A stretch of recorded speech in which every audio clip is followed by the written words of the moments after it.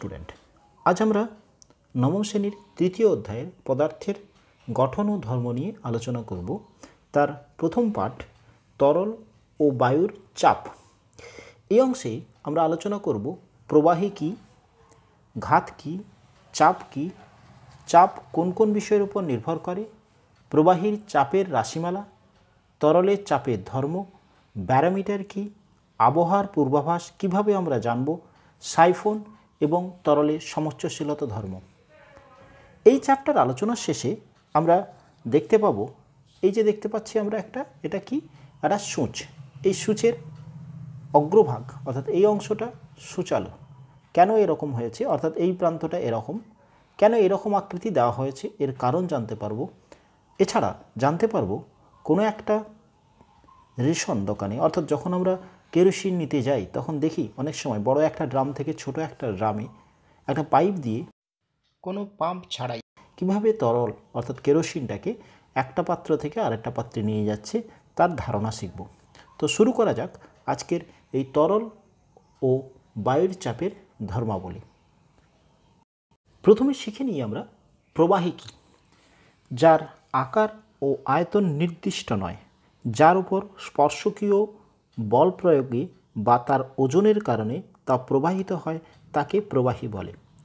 ধরো এখানটাতে একটি পদার্থ আছে, যে পদার্থের উপরে এইখানটাতে বল প্রয়োগ করলে, সামান্য বল প্রয়োগ করলে এটাকে বলে স্পর্শকীয় বল, অর্থাৎ তলের সাথে এরকম সমান্তরালে যখন আমি একটা বল প্রয়োগ করছি তখন সেই তলটা খুব সহজে চলে যায় বা তার ওজনের কারণে সে প্রবাহিত হয়।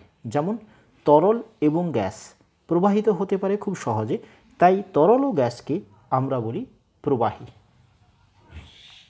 একটি তলের উপরে এক ব্যক্তি দেখো দাঁড়িয়ে আছে, এই তলটাকে স্পর্শ করে ব্যক্তি দাঁড়িয়ে আছে, এর ওজনজনিত বল লম্বভাবে এই তলের উপরে ব্যক্তি দিচ্ছে। এই যে বলটা এই তলের উপরে দিচ্ছে লম্বভাবে তাকে আমরা বলি ঘাত। ঘাত অ্যাকচুয়ালি একটা বল। দেখো সংজ্ঞা হিসেবে কি বলছি, একটি তলের কোনো ক্ষেত্রফলের উপর লম্বভাবে যে বল প্রযুক্ত হয় তাকে ঘাত বলে। তাহলে এইখানে এই তলের উপরে এই যে ব্যক্তি দাঁড়িয়ে আছে তার ওজনজনিত বল লম্বভাবে তলের উপরে দিচ্ছে, সেই বলটাকেই আমরা বলছি ঘাত। দেখো একটা টেবিলের উপরে একটি ব্লক আছে, এই ব্লকের ওজন 10 নিউটন। এই ব্লকটা এই টেবিলের যে অংশটা স্পর্শ করে আছে সেই স্পর্শতলের ক্ষেত্রফল আমি বলছি 10 বর্গমিটার। তাহলে ওজনজনিত বল এই টেবিলের উপরে কত দিচ্ছে, 10 নিউটন। কীরকমভাবে দিচ্ছে, লম্বভাবে দিচ্ছে। এবারে বলছি এতটা ক্ষেত্রফলের উপরে অর্থাৎ 10 বর্গমিটার ক্ষেত্রফলের উপরে প্রযুক্ত বল 10 নিউটন। তাহলে একক ক্ষেত্রফলের উপরে প্রযুক্ত বল কীভাবে নির্ণয় করব, বল বাই ক্ষেত্রফল করলে, বল যেহেতু 10 ক্ষেত্রফল 10, তাহলে 1 নিউটন পার বর্গমিটার, অর্থাৎ একক ক্ষেত্রফলে প্রযুক্ত বল অর্থাৎ 1 মানের ক্ষেত্রফলে, ক্ষেত্রফলটা যদি 1 বর্গমিটার হতো তার উপরে বল কত হচ্ছে, 1 নিউটন পার বর্গমিটার, অর্থাৎ 1 বর্গমিটারে 1 নিউটন বল। এই যে কথাটা যখন আমরা একক ক্ষেত্রফলে লম্বভাবে প্রযুক্ত বল নির্ণয় করছি তাকে আমরা বলি চাপ। কি, কোনো তলের প্রতি একক ক্ষেত্রফলের উপর লম্বভাবে প্রযুক্ত ঘাত বা বলকে তলের ওপর চাপ বলে। আচ্ছা, তাহলে চাপকে আমরা কিভাবে লিখতে পারি, চাপ সমান বল বাই ক্ষেত্রফল। চাপকে আমরা পি দ্বারা ডিফাইন করি, বলকে আমরা এফ দ্বারা ডিফাইন করি, ক্ষেত্রফলকে এ দ্বারা ডিফাইন করি। তাহলে চাপ দাঁড়াচ্ছে বল বাই ক্ষেত্রফল। হয়েছে। এই চাপ, এরা কি রাশি, স্কেলার না ভেক্টর রাশি? এটা একটি স্কেলার রাশি। স্কেলার রাশি, তাহলে চাপ কি রাশি পেলাম, স্কেলার রাশি। এই চাপ এর একক নির্ণয় করতে বললে আমরা কিভাবে করব, চাপের একক হবে বলের একক বাই ক্ষেত্রফলের একক। তাহলে সিজিএস তে কী হবে, একক, সিজিএস পদ্ধতিতে একক যখন কার, চাপের। বলের একক কি, ডাইন, বাই কার একক, ক্ষেত্রফলের একক কি, বর্গ সেমি। তাহলে সিজিএস পদ্ধতিতে চাপের একক দাঁড়ালো ডাইন পার বর্গ সেমি। এসআই পদ্ধতিতে যদি এককটা বলতে চাই তাহলে কি হবে, নিউটন বাই বর্গ মিটার হচ্ছে নিউটন পার বর্গ মিটার। চলো, চাপ কোন কোন বিষয়ের উপর নির্ভর করে? আমরা পেলাম চাপ সমান বল বাই ক্ষেত্রফল। তাহলে চাপ এইটা এবং এইটা কি বল, এটা কি ক্ষেত্রফল, এই দুটো রাশির উপর নির্ভর করছে, কারণ এই সম্পর্কটা বলছে যে এই দুটো রাশির উপর নির্ভর করছে। চাপ বলের সাথে কি সম্পর্কে থাকছে, সমানুপাতিক সম্পর্কে থাকছে। চাপ ক্ষেত্রফলের সাথে কি সম্পর্কে থাকছে, ব্যস্তানুপাতিক থাকছে। অর্থাৎ যখন এ স্থির তখন বলের সাথে সমানুপাতিক সম্পর্কে থাকছে, যখন এফ স্থির তখন ক্ষেত্রফলের সাথে ব্যস্তানুপাতিক সম্পর্কে থাকছে। এবারে আসি, আমরা বলেছিলাম এরূপ একটি সূচ, এই সূচের এই প্রান্ত দিয়ে সেলাই করব না এই প্রান্ত দিয়ে সেলাই করব। ধরো একই মানের বল আমি প্রয়োগ করছি সূচটার উপরে, এই তলের উপরে লম্ব হবে। এই অংশের ক্ষেত্রফল, এই অংশের ক্ষেত্রফল, কোন অংশের ক্ষেত্রফলটা বেশি? এই অংশের ক্ষেত্রফল বেশি। তাহলে একই মানের বল প্রয়োগ করলে যেহেতু এই অংশের ক্ষেত্রফল বেশি, তাহলে এই অংশের চাপ কম। এই অংশের ক্ষেত্রফল কম, তাহলে এই অংশের চাপ বেশি। অর্থাৎ আমি একই বল প্রয়োগ করে এই অংশ দিয়ে খুব সহজে সেলাইটা করতে পারবো, যেহেতু ক্ষেত্রফলটা কম। কারণ ক্ষেত্রফলের সাথে চাপ ব্যস্তানুপাতিক সম্পর্কে থাকে। তাই একটা পেরেক, সূচ, যে কোনো সূচালো অংশ দিয়ে আমরা খুব সহজে কোনো কাজ করতে পারি। দেওয়ালে যখন আমি একটা পেরেক ঢোকাচ্ছি তখন সেই সূচালো অংশটা দিয়ে, খাতা যখন সেলাই করছি তখন এই সূচালো অংশটা দিয়েই করব, কারণ এই অংশের ক্ষেত্রফল কম। ক্ষেত্রফল কম হওয়ার কারণে কম বল প্রয়োগ করে আমি কাজটা করতে পারবো। ওকে, আসি পরের অংশ। প্রবাহীর কোনো বিন্দুতে চাপের রাশিমালা এখন আমরা নির্ণয় করব। আমরা এখানে একটি পাত্র দেখতে পাচ্ছি, এই পাত্রে কিছু পরিমাণ তরল আছে। ওই তরলের কোনো বিন্দুতে, ধরো এই পি বিন্দুতে আমি চাপ নির্ণয় করব। করতে গেলে কি করব, চাপ সমান আমরা পেয়েছি বল বাই ক্ষেত্রফল। আমি এখানে একটি ক্ষেত্র নিলাম যার ক্ষেত্রফল এ। তাহলে পিতে চাপ নির্ণয়ের জন্য এ ক্ষেত্রফলের এবং এইচ উচ্চতার একটি চোঙ কল্পনা করলাম। এইচ মানে এই উপরিতল অবধি নিয়ে একটা চোঙ আমি করলাম, যার এই অংশের ক্ষেত্রফলটা কত বলেছি, এই অংশের ক্ষেত্রফলটা এ এবং এই চোঙটার উচ্চতা আমি বললাম এইচ। এবারে আমি কি বলছি না, এই চোঙে যে পরিমাণ তরল আছে সেই তরলের ওজনজনিত বল এই যে ক্ষেত্রফলটা আমি কল্পনা করেছি এই তলের উপরে দেবে। তাহলে ওই চোঙে অবস্থিত তরল ওই এ ক্ষেত্রফলের তলে ওজন জনিত বল দেবে। তলের সাথে লম্ব হবে, ওই তলের সাথে লম্ব হবে। ওকে, আচ্ছা, তাহলে ওজনজনিত বল আমি যদি নির্ণয় করতে পারি তাহলে বল আর এই অংশের ক্ষেত্রফল দিয়ে ভাগ করলে ওই বিন্দুতে চাপ বেরোবে। তাহলে ওই অংশের আয়তন কত, সেই আয়তনে তরলের চোঙের যা আয়তন তাই তরলের আয়তন। চোঙের আয়তন, চোঙের আয়তনের সূত্র হচ্ছে কি, এ ইন্টু এইচ ক্ষেত্রফল ইন্টু উচ্চতা সমান ওইখানে ওই আয়তন মানে কার আয়তন, ওইখানে পুরো তলের মানে তরলের আয়তন, তরলের ওটাই মানে তরলের আয়তন। আচ্ছা, ওজন নির্ণয় করতে গেলে আমার দরকার কি? তরলের ভর, কারণ আমরা ওজন মানে জানি W=m × g। তরলের আয়তন জানি, ধরি ওই তরলের ঘনত্ব D, অতএব তরলের ভর m সমান কি? আমরা জানি ঘনত্ব D m/v। তাহলে ভর সমান কত? D ঘনত্ব, m ভর, v আয়তন। তাহলে m কত? D × v। D ঘনত্ব, v কত পেয়েছি? Ah। তাহলে তরলের ওজন কত? এবার আমরা নির্ণয় করব ওজন। তরলের ওজন W সমান m × g। m বেরিয়েছে DAH × g। তাহলে চাপ কত? পিতে চাপ, চাপকে পি দিয়ে প্রকাশ করছি, সমান বল, কি বল? ওজনজনিত বল, ওজনজনিত বল বাই ক্ষেত্রফল। ক্ষেত্রফল হয়েছে। ওজনজনিত বল তুমি কত পেয়েছি? আমরা ওজনজনিত বল পেয়েছি DAH g বাই ক্ষেত্রফল A।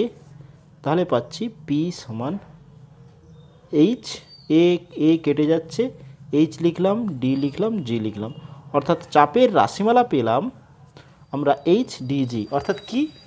H কি ছিল? H হচ্ছে গিয়ে যে বিন্দুতে চাপ নির্ণয় করছি সেই ক্ষেত্রে উপরিতল পর্যন্ত উচ্চতা, বা যে বিন্দুতে চাপ নির্ণয় করছি উল্টে যদি বলি উপরিতল থেকে ওই বিন্দু পর্যন্ত গভীরতা, যেটা খুশি বলতে পারি। ডি কি? ডি হচ্ছে গিয়ে তরলের, যে তরলটা ব্যবহৃত হয়েছে তার ঘনত্ব। আর জি কি? ওই স্থানের অভিকর্ষজ ত্বরণ। ক্লিয়ার? তাহলে আমাদের এই ক্ষেত্রে এই রাশিমালাটা প্রতিষ্ঠিত করা হলো, প্রবাহীর চাপের রাশিমালা প্রতিষ্ঠিত করলাম। ওকে, আসি পরের। এই যে তরলের চাপটা আমরা নির্ণয় করলাম, সেই তরলের চাপের ধর্ম কী কী? তরলের চাপের ধর্ম, কোনো বিন্দুতে তরল সব দিকে সমান চাপ দেয়। মানে ধরো এই বিন্দুতে চাপ, এদিকে চাপ, বিন্দু থেকে চাপ, সব দিকে এই যে চাপটা দিচ্ছে, প্রত্যেকটা চাপের মান সমান। অর্থাৎ একটা বিন্দু থেকে তরলের অভ্যন্তরে কোনো বিন্দু তরল সব দিকে সমান চাপ দেয়। হয়েছে? দ্বিতীয়, স্থির তরলের একই অনুভূমিকে সব বিন্দুতে চাপ সমান। স্থির তরলের একই অনুভূমিকে সব বিন্দুতে, আমরা যদি একটা তরলের মধ্যে একটা অনুভূমিক নিয়ে নিই, তার যে কোনো বিন্দুতে তরলের চাপটা কিন্তু সমান হবে। এবারে আসছি 3 নম্বর পয়েন্ট, তরলের গভীরতা বাড়ালে চাপ বাড়ে। আমরা এক্ষুনি পেয়েছি P সমান HDG। যদি D ঘনত্ব এবং G এই দুটো যদি স্থির থাকে তাহলে পাচ্ছি P ভ্যারিজিয়াস H, অর্থাৎ চাপ। H কি ছিল? গভীরতা। ও গভীরতার সাথে কি সম্পর্কে থাকে? সমানুপাতিক সম্পর্কে থাকে। তাই বলা হচ্ছে তরলের গভীরতা বাড়লে চাপ বাড়ে। আরেকটি পয়েন্ট, তরলের চাপ তরলের ঘনত্বের উপর নির্ভর করে, ঘনত্ব বাড়লে চাপ বাড়ে। সেম ইকুয়েশন, P সমান পেয়েছি HDG। যদি H এবং G স্থির থাকে একই গভীরতাতে তাহলে P ভ্যারিজিয়াস আমরা পাচ্ছি D। D কী ছিল? D ছিল তরলের ঘনত্ব। অর্থাৎ D ঘনত্বের সাথে চাপ কি সম্পর্কে থাকে? সমানুপাতিক সম্পর্কে থাকে। তার মানে ঘনত্ব বাড়লে চাপ বাড়বে। ওকে, নোট ডাউন করে নাও পুরোটা।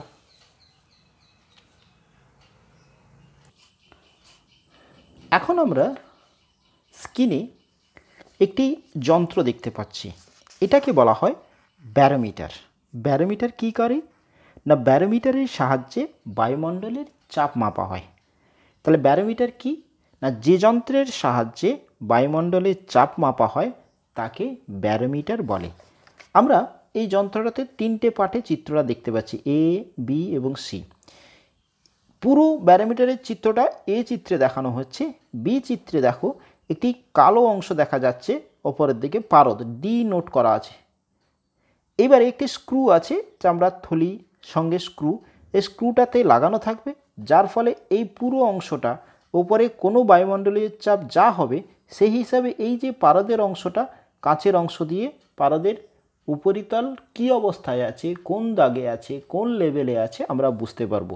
কিভাবে বুঝবো? আরও পরিষ্কার মাইক্রোস্কোপিক্যালি করে দেখানো হয়েছে সি অংশে দেখো পারদ তল, কালো অংশটা পারদ তল, সেখানে 76 সেন্টিমিটারে পারদ থাকে, অর্থাৎ প্রমাণ বায়ুমণ্ডলীয় চাপে পারদ 76 সেন্টিমিটারে থাকে। এটা প্রথম দেখিয়েছিলেন টরেশেলি এই পরীক্ষার পারদ থার্মোমিটারের বিষয়ে পরীক্ষা করে দেখিয়েছিলেন যে 0 ডিগ্রি সেন্টিগ্রেড উষ্ণতায় 45 ডিগ্রি অক্ষাংশে পারদ থার্মোমিটারটাকে যদি সমুদ্রপৃষ্ঠে রাখা যায় তাহলে সে 76 সেমি পারদস্তম্ভে দাঁড়িয়ে থাকে, অর্থাৎ এটা প্রমাণ বায়ুমণ্ডলীয় চাপ। এই ব্যারোমিটার বায়ুর চাপ এবং আবহাওয়ার পূর্বাভাস আমাকে নির্দেশ করে। আসি আমরা কিভাবে আবহাওয়ার পূর্বাভাস এই থার্মোমিটার নির্দেশ করে। আবহাওয়ার পূর্বাভাস যদি দেখা যায় যে পারদ থার্মোমিটার হঠাৎ করে বেড়ে গেল, হঠাৎ করে কমে গেল, ধীরে ধীরে কমলো, ধীরে ধীরে বাড়লো, এই 4টি অবস্থার সৃষ্টি হতে পারে। এই 4টি অবস্থার থেকে আমরা আবহাওয়ার পূর্বাভাস দেখতে পাই। প্রথম পয়েন্ট দেখো, বায়ুমণ্ডলে জলীয় বাষ্প বাড়লে ব্যারোমিটারে পারস্তম্ভের উচ্চতা ধীরে ধীরে কমে, অর্থাৎ বায়ুর চাপ কমছে, বৃষ্টির সম্ভাবনা থাকে। অর্থাৎ যদি আমরা দেখতে পাই পারস্তম্ভ ধীরে ধীরে কমে তাহলে বুঝতে হবে বায়ুমণ্ডলীয় জলীয় বাষ্প বাড়ছে, তার মানে জলীয় বাষ্প বাড়ছে মানে বায়ুর চাপ কমছে, ফলে বৃষ্টির সম্ভাবনা থাকবে। চাপ কমা মানে বায়ুর পারস্তম্ভের উচ্চতা কমা মানে বায়ুর চাপ কমছে। হয়েছে। দ্বিতীয় পয়েন্ট, যদি পারস্তম্ভর উচ্চতা দ্রুত কমে তাহলে বুঝতে হবে ঝড়ের সম্ভাবনা আছে, কারণ বায়ুর চাপ হঠাৎ কমে গেছে। 3 নম্বর পয়েন্ট, যদি পারস্তম্ভ ধীরে ধীরে বাড়ে তাহলে আবহাওয়া শুষ্ক ও পরিষ্কার হবে। 3 নম্বর হয়েছে। 4 নম্বর, পারস্তম্ভ হঠাৎ বাড়লে বুঝতে হবে যে বায়ুর চাপ হঠাৎ বেড়ে গেছে, সুতরাং শুষ্ক ঝোড়ো হওয়ার সম্ভাবনা আছে। অর্থাৎ এই 4টে অবস্থা, ধীরে ধীরে কমা, ধীরে ধীরে বাড়া, হঠাৎ কমা, এই 4টে অবস্থা যদি পারস্তম্ভ ব্যারোমিটারে আমরা দেখতে পাই তাহলে আবহাওয়া এইরূপ অবস্থা হওয়ার সম্ভাবনা আমরা বুঝতে পারবো।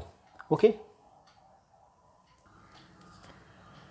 আমরা অনেক সময় দেখি কোনো অংশে যদি একটা জায়গা থেকে অন্য জায়গায় কোনো তরলকে নিয়ে যাওয়া হয়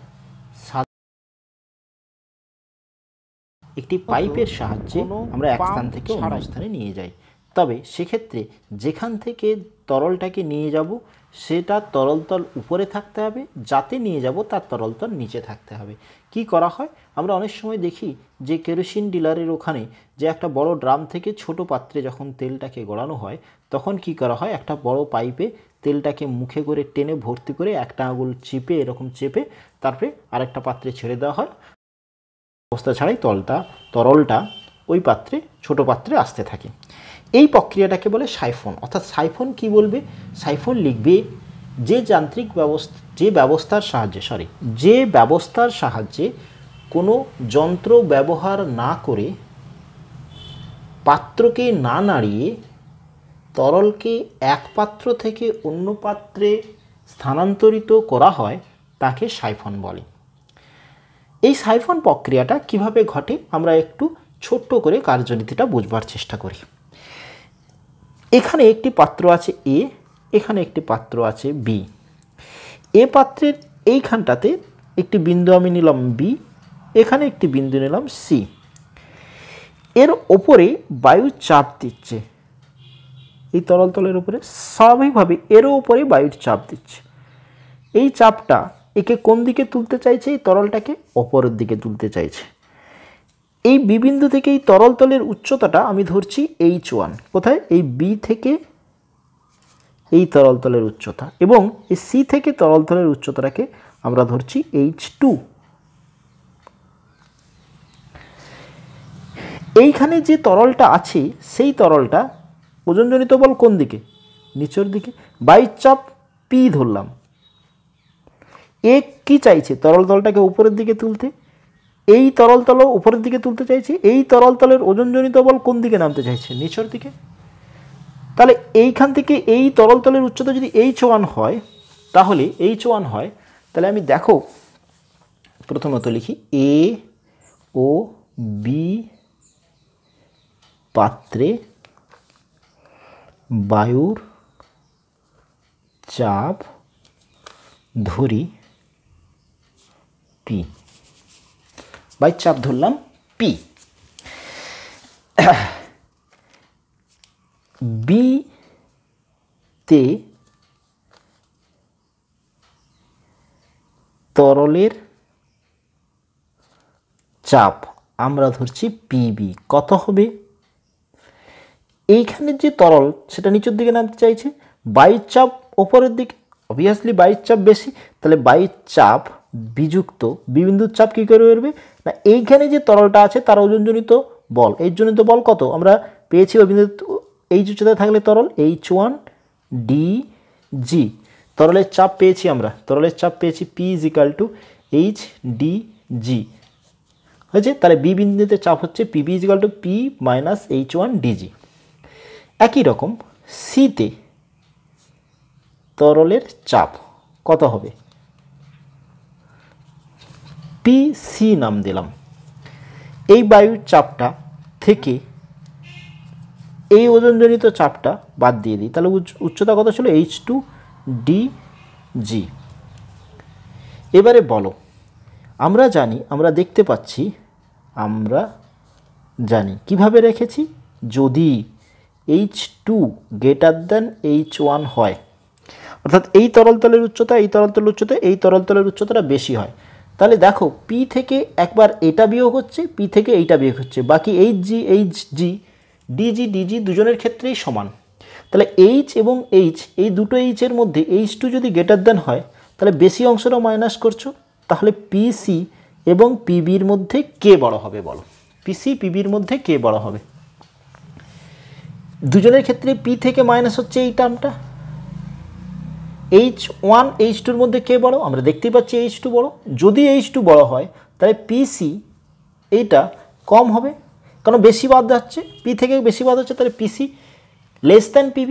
তাহলে B এবং C এই দুটো বিন্দুর মধ্যে কোন বিন্দুতে চাপ বেশি? B বিন্দুতে চাপ বেশি। তাহলে চাপ কোন দিক, তরল কোন দিক থেকে কোন দিকে প্রবাহিত হয়, তরল কোন দিক থেকে কোন দিকে হবে, তরল প্রবাহিত হবে বেশি চাপের অঞ্চল থেকে, যেহেতু কম চাপের অঞ্চলের দিকে